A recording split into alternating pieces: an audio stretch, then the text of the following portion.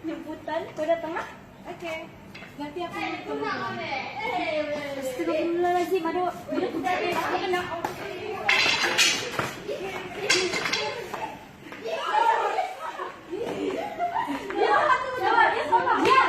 Sabar.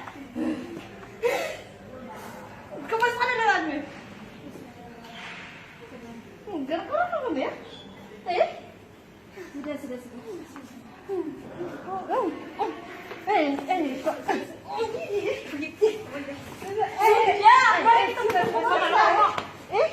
Kamu kenapa? Bagi kamu ya sekarang.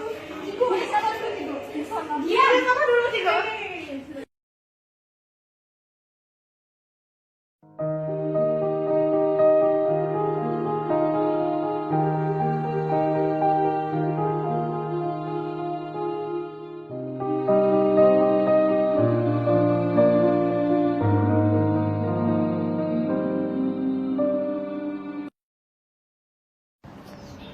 Coba kamu jelaskan sama Ustaz Cigo, sebab kamu bergaduh nih? Ya tuh bang. Aku lagi pinjam. Kenapa mana? Kenapa aku Betul. Cobalah kamu contohi sifat Rasulullah. Pada zaman Rasulullah sudah membuat satu perjanjian yang semua tidak boleh ada pergaduhan. Akhirnya Rasulullah dapat menyapadukan semua umat. Tak perlu gaduh. Jadi macam mana hidup? Tampar. Sudah. Coba dengar dulu apa Cigo mau cakap nih.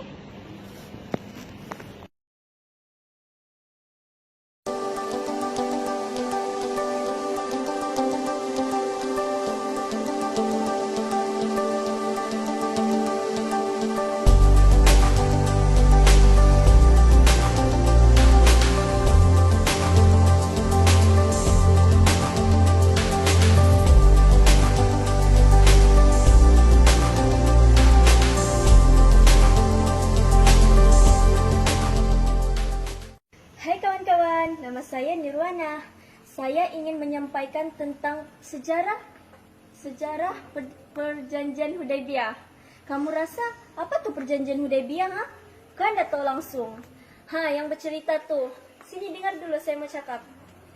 Okay. Yang pertama, perjanjian Hudaybiyah ni ialah perjanjian damai yang membawa kepada gencatan senjata antara Rasulullah dan kaum musyrikin. Maksudnya tidak boleh berperang sama sekali, tidak boleh angkat senjata sama sekali. Kalau melanggar juga, dia akan dikenakan peraturan. Kenapa dinamakan perjanjian Hudaybiyah? Bagus soalan tuh. Kamu rasa kenapa ya? Perjanjian Hudaybiyah dinamakan sebena nama tempat berlakunya perjanjian itu ialah bernama Hudaybiyah yang berdekatan dengan kota Mekah.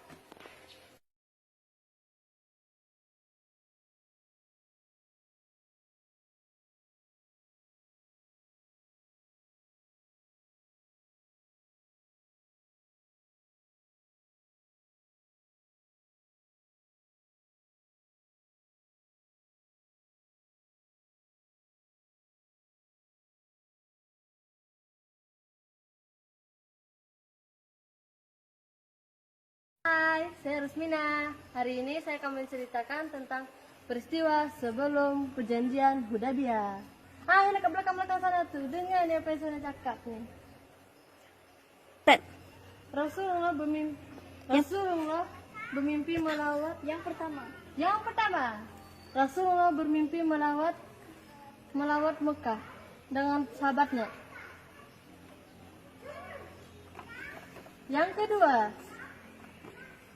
Yang kedua, beliau dengan 1.400 orang pergi melawat Mekah untuk menunaikan umrah. Ketiga, kaum Quraisy yang mengetahui hal itu menghalang Rasulullah masuk Mekah, yaitu dengan mengumpulkan para tentara. Keempat, semasa sampai di Hudaybiyah, Rasulullah mengantar Utsman bin Affan sebagai utusan untuk masuk Mekah dan meminta izin untuk masuk Mekah dan memberitahu tujuan mereka masuk Mekah. Agak-agaknya apa tujuan Rasulullah masuk Mekah ya? Rupanya Rasulullah masuk Mekah ialah untuk melawat keluarga dan sanak saudaranya.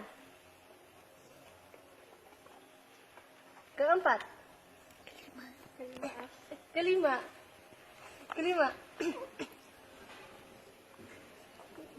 Nabi Muhammad mengetahui bahwa Utsman bin Affan dibunuh.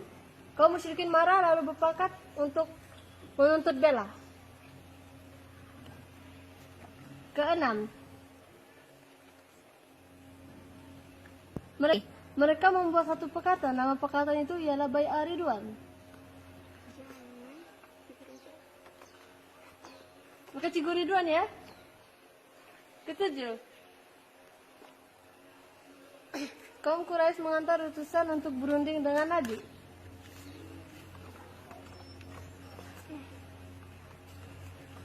Setelah berunding dengan Nabi, maka terjadilah perjanjian damai, yaitu perjanjian Hudaybiyah. apakah itu Bai'ah Ridwan? 3. Hai kawan-kawan, saya Zaina. Saya ingin menceritakan Anda tentang sebab-sebab perjanjian Hudaybiyah. Agak-agaknya apa sebab-sebab perjanjian Hudaybiyah?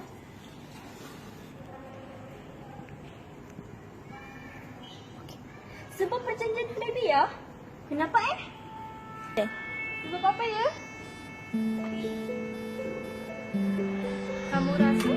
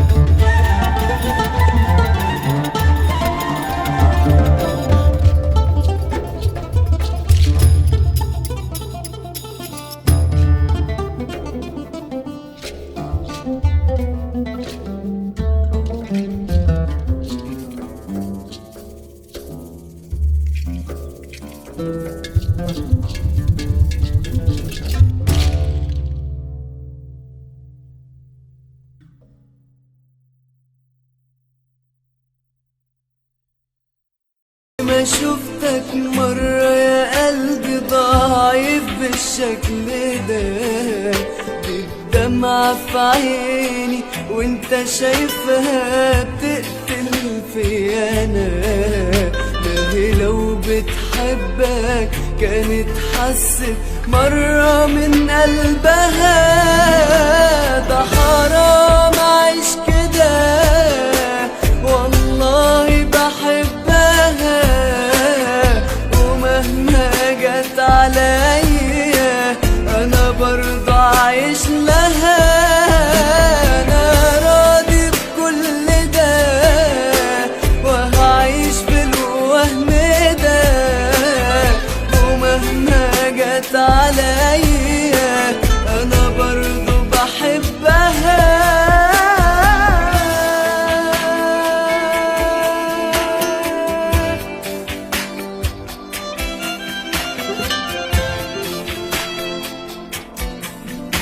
أنا برضو بحبها. يا زمان مكتوب علينا نعيش حياتنا،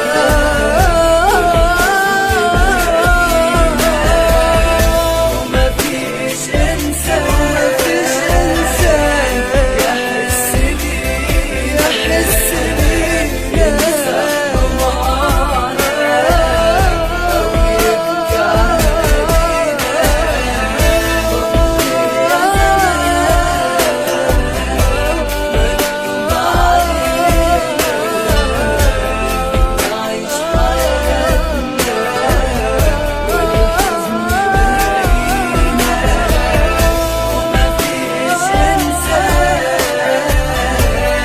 يحس بينا يمسح دموعنا أو يبكي علينا.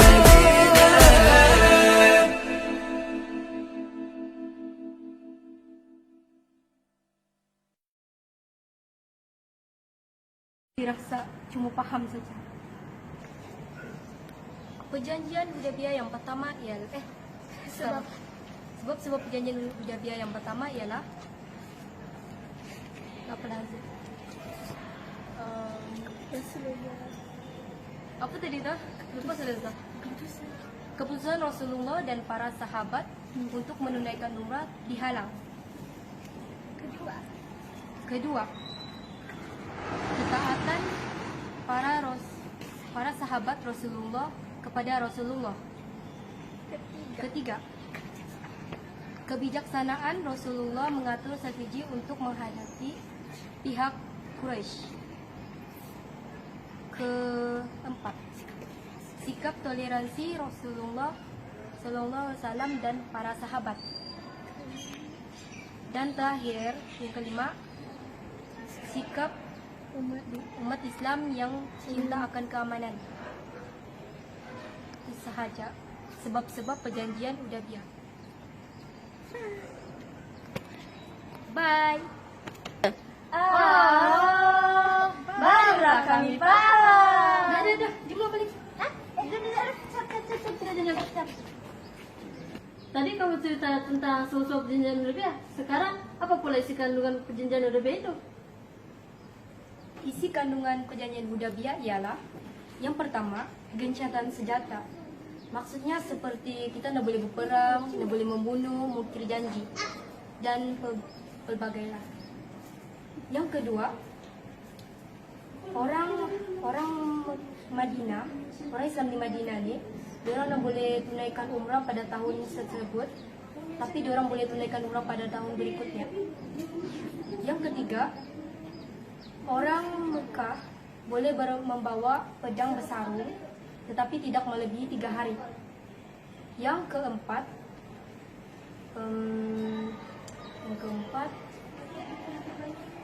orang Madinah, orang Islam di Madinah dan orang Mekah boleh bebas membuat perjanjian dengan mana-mana pihak yang mereka sukailah.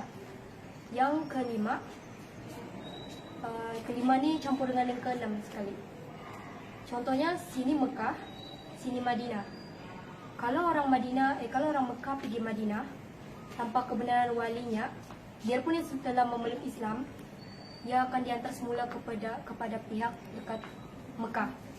Tapi kalau ada orang Madinah pergi ke Mekah, ia tidak akan dipulangkan semula ke Madinah.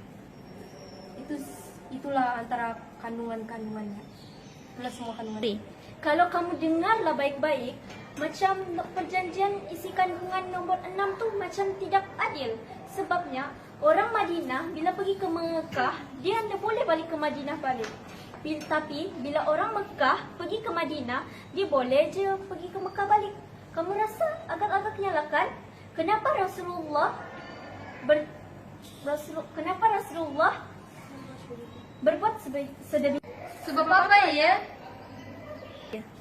Satu soalan dia kami tanya.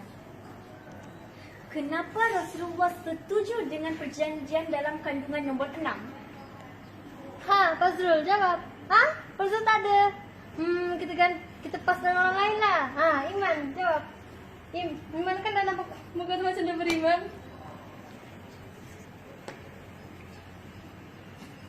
Kali ini giliran perempuan pula. Nurul Syafiqah berdiri. Jawab. Nurul Syafiqah tiada. Ali Arayana, tolong jawab. Perjanjian Hudaybiyah adalah kunci kepada pembukaan kota Mekah. Nak tahu tentang pembukaan kota Mekah? Tunggukan kami di musim seterusnya.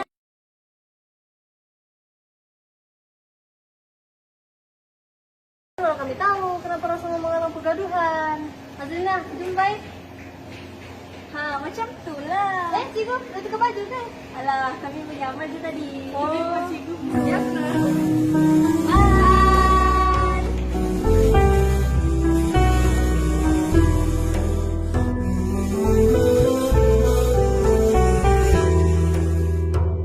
ربي زدني علما نافعا ووفق لي عملا مقبولا وهب لي رزقا واسعا وتب علي توبة نسوها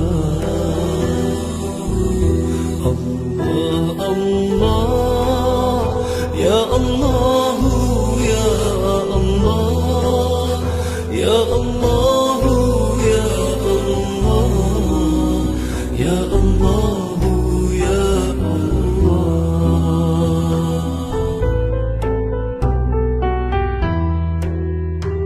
ربي زدني علما نافعا ووفق لي عملا مقبولا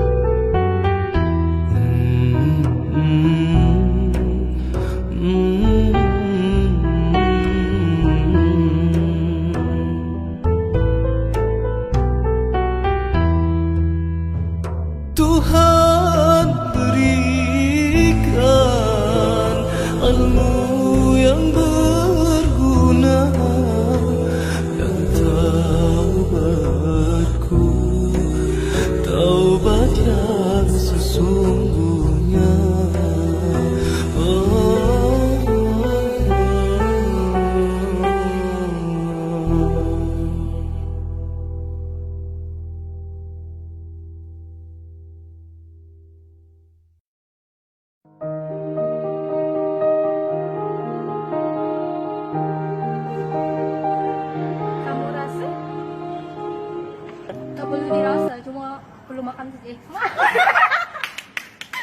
Cuma makan. Kali-kali. Hai, saya Rusmina. Hari ini saya akan menceritakan perjanjian sebelum perjanjian Hudaybiyah.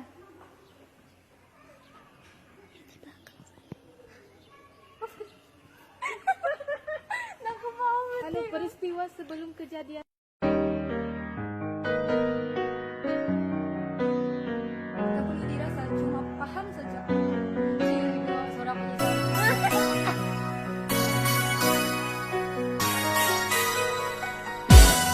Almost paradise 아침보다 더 눈부신 날 향한 너의 사랑이 온 세상 다 가진 듯해 In my life 내 지친 삶의 꿈처럼 다가와준 네 모습을 언제까지나 사랑할 수 있다면